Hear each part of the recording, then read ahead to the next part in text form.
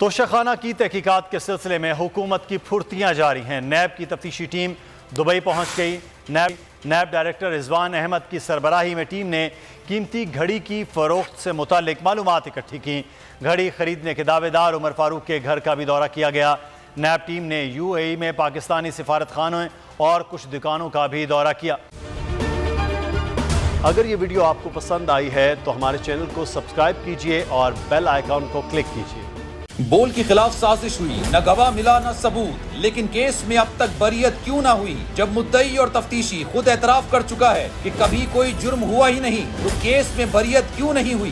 बोल अपील करता है कि केस अवाम के सामने सुना जाए ताकि अवाम भी जान सकें कि बोल के साथ क्या हो रहा है। जिंदगी एक मैदान है और PSL 8 में हर टीम को छूना आसमान है। 6 टीमों के बीच धुआंधार लड़ाई। ये शोर न लड़ाई का है न डर का, ये शोर है जीत का, ये शोर है जुनून का।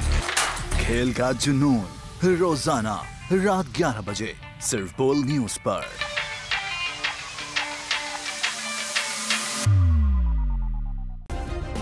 सब्सक्राइब करें और बेल दबाएं ताकि कोई खबर रह न जाए।